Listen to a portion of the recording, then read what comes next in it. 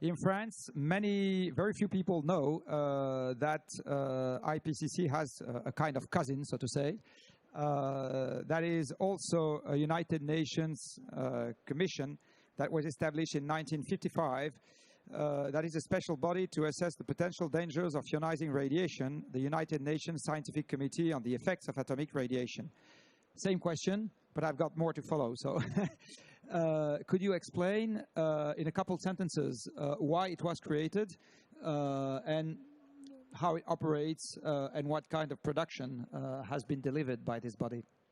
Well, first of all, good afternoon. It's a big honor for me to be here, and thank you, Jean-Marc, to organize this important meeting with such a prestigious panel. Yes, in the area of radiation, the United Nations created a special committee, scientific committee, and in fact, it's the only scientific committee of the General Assembly of the United Nations. You may ask yourself, well, I mean, these politicians in New York have a sudden impulse of science. Well, this was not the reason. I mean, the reason was that in the 55, the nuclear powers were exploding nuclear weapons all over the world, and people started to be concerned. The same type of concern that the first speaker mentioned about climate change, but this was about radiation. And this was the reason why the committee was formed. And I believe the committee was a success in that the explosions of nuclear weapons in the atmosphere were stopped. And the committee did a lot to make this happen. Many nuclear explosions have occurred, and the world was contaminated with a lot of radioactive material at the time. For that was the big success of this committee, UNSCEAR. I am representative in UNSCEAR from many years. I am really the older representative there, and therefore I believe that the reason of bringing me here from Argentina to here at a 20-hour flight is really my experience with UNSCEAR. I presume that. It might be an explanation. What are the links of the UNSCEAR with the other UN bodies? Do you have organic links? Well, that is a very important question. UNSCEAR, like the IPCC, do not provide prescriptive policy, but provide policy. But if you just provide policy and there are no prescriptions about that policy, and I believe this will happen in climate change, then, frankly speaking, it's a very interesting intellectual exercise, but nothing happened.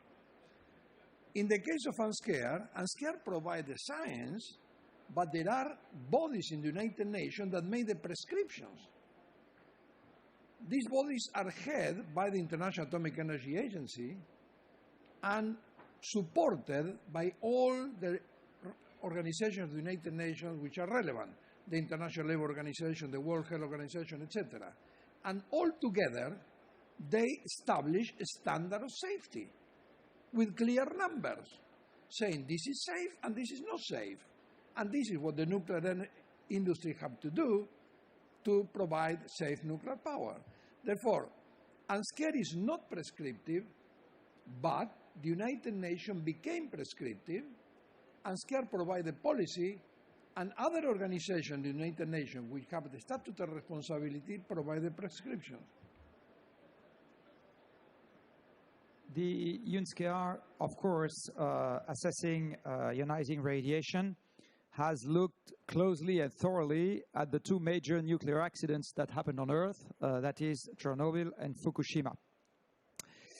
I must confess that I was truly astonished when I personally read these reports, because they were saying about all the opposite of what the French press could say on these accidents. Could you say what are the main findings of these two studies or reviews, and what kind of material you have used to constitute the reports on Chernobyl and Fukushima? The UNSCEAR has used regarding Chernobyl and Fukushima. Yeah, well, UNSCEAR did the tabletop exercise, let's say, about this, not about only these two accidents, among all accidents that have occurred in the world. These are two, but I don't know if you know that the majority of accidents with radiation are in medicine and not in nuclear power. But all of them has been assessed. But the real analysis in situ was done by a multi-international assessment. This was done for Chernobyl. The head was the IAEA, and now for Fukushima, this has just been finished just in September this year. I have been the leader of both studies, therefore I know the studies very well, and UNSCEAR was a part of them.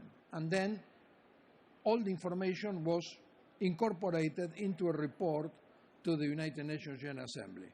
Well, the studies were very simple, were to go to the place, to really measure what has happened, to assess what effects has been there, and to report on them scientifically.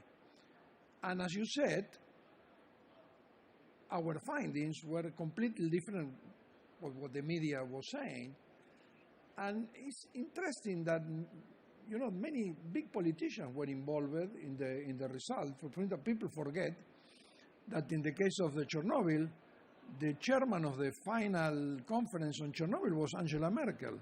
At that time, she was Minister of Environment of Chancellor Kohl. For Angela Merkel, at least among the politicians that I know, should know very well that the effects of a nuclear accident are not what the media said. I mean, we are not welcoming nuclear accidents, but the health effects of the nuclear accident that have occurred until now are really negligible. This doesn't mean that there have not been effects. The effects are many social and psychological. The psychological impact of Fukushima has been tremendous. But this has to do a little with this religion that has been created about nuclear. If we talk numbers, can you say something on Chernobyl and Fukushima? Well, in Fukushima, the health effects are absolutely zero, both at the public level and at the workers' level. Absolutely zero. There are no health effects. The psychological effects are tremendous. This has a lot to do also with the local culture. For instance, I always said, we know in our language the word stigma, but we rarely use the word stigma. Well, in Japanese there are 6 words for a stigma. And even after being working there many years, I cannot understand the difference. One have to do with shame, another have to do with honor. For the psychological effects are very important. In Chernobyl, there was a big impact in the workers that were working in very, very bad conditions during the accident. 28 of them died due to radiation. And on the public, there was a big impact on children because a very, very big disapprehension, very big mistakes at the local authorities at the time. There was a big release of iodine, similar to the one in Fukushima. In Fukushima, there has been no effect due to iodine, but iodine go to the thyroid through the milk. That is the main way is milk. Go to the thyroid. The thyroid of children is very sensitive, and in Chernobyl, children were drinking contaminated milk like was normal milk because nobody had informed to the areas that an accident have occurred. I mean, in Belarus, they even didn't know that an accident occurred. As a result, there was a very big impact of cancer in children, 7,000 cases.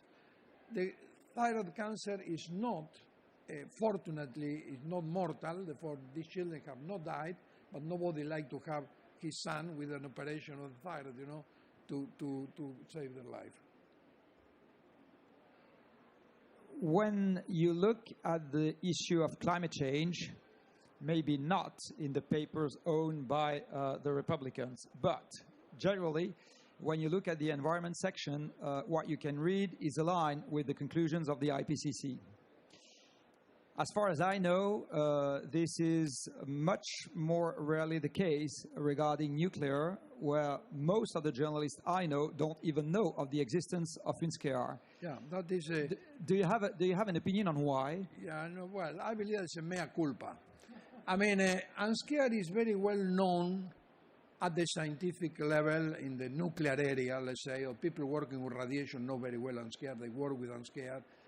In the World Nuclear University, every year there is, in every course there is a class on UNSCEAR. For at this level, UNSCEAR is known. At the level of the public knowledge, decision makers, even at the policy level, UNSCEAR is not known. Well, I believe this is a mea culpa. I believe that we don't have the organization. I mean, UNSCEAR has a very limited secretariat. You were in charge of corporate communications for UNSCEAR? No, but the point that there is nobody in charge. And the scientists, sometimes they don't feel that need. Even more, there is a kind of psychological reaction to this contact with the press, frankly speaking.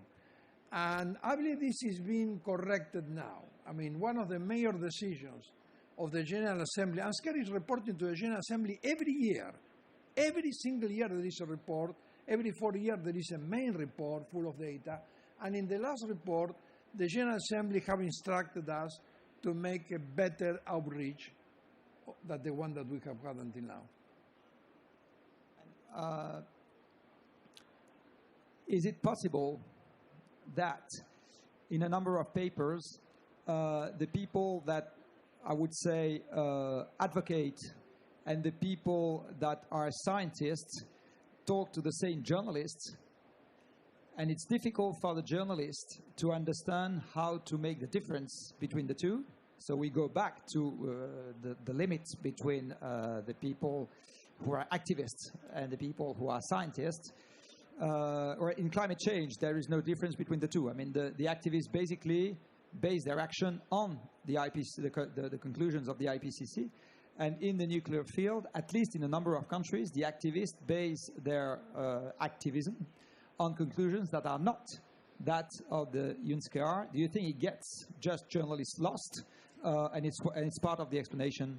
Yeah, again, mea culpa. I believe that we have been trying to avoid any of this type of conflict. I mean, the scientists working in this area has been very prudent is the word, I don't know, coward, maybe prudent, coward, something in the middle. And they have not been discussing these issues. And you know what happened? I tell you because this happened to me also. You get nervous when you are manipulated. I was involved in a film that the BBC, one important program, no? Horizon, one of the more important programs of the BBC, did on Chernobyl. And you know, they changed the information. They did things just to confuse the people, and you get fed up and say, go to the hell, I don't want anymore to talk about these people. This is a mistake. This is a mistake. I mean, we have to fight back. But mea culpa.